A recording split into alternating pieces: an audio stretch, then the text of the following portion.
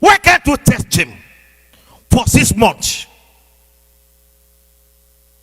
Why can't you test him throughout this year? You have done your own thing your way for many years. Why can't you now live your own way and do his own way and see the result? What you don't prove, how can you say it's not working? The medication you don't apply, how can you tell the doctor it works? You follow his principle. If it doesn't work after 1 year, come and tell him. Luke chapter 1, verse number 74. Look, preaching, you see, if thou hearken diligently unto the voice of the Lord. So, listening diligently and being challenged to do the word is important. Are we there? That he, look at it, that he will grant unto us that we be delivered out of the hand of our enemies, plenty enemy, witches and wizards and herbalists and false prophet enemies, that might serve him without fear. So the reason why God destroy enemy and kill enemy is for you to be free to serve him, to remove distractions. But many of us don't have the intention of serving him. That's why he leaves us to battle with the enemy alone. 75, verse 75. To serve him in holiness. Remember, to serve him in holiness and what? And righteousness before him. How many days?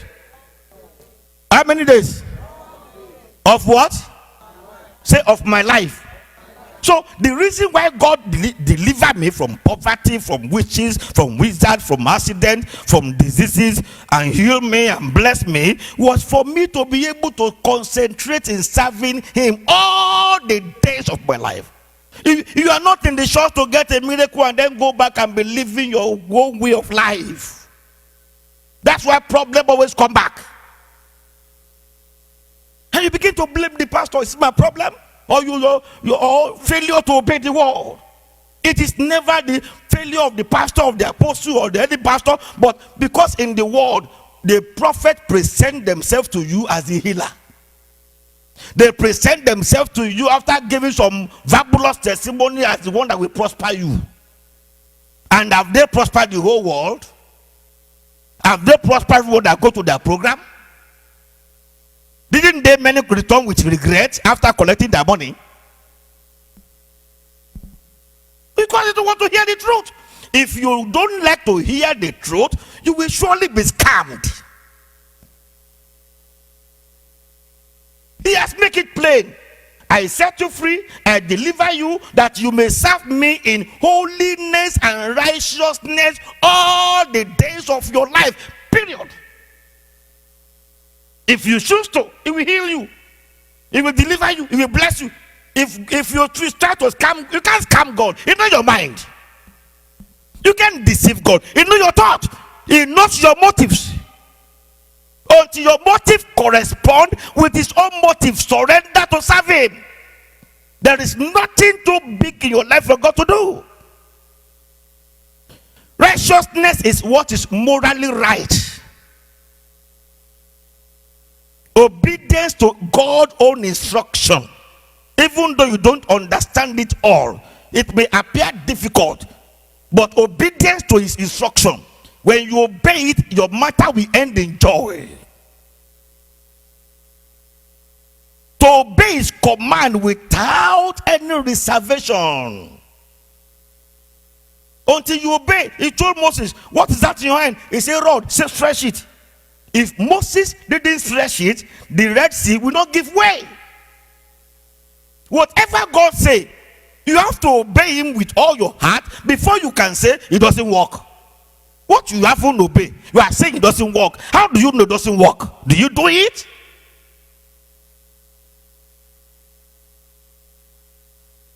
Am I talking? To be upright in thought and in action You deal with people with upright heart. There's no corner in your heart.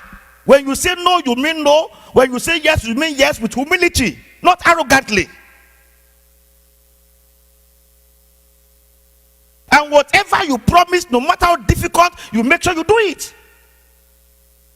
In Psalm 15, he said, those that swear, that vow to their own heart. When Gibeon is promised God, if I go to the war and you give me victory, as I return, whatever comes out of my mouth, my house, to welcome me, shall be used for offering. And when he returned, the person that came out was his only daughter. And he said, I have opened my mouth, I cannot close it. That is Christianity.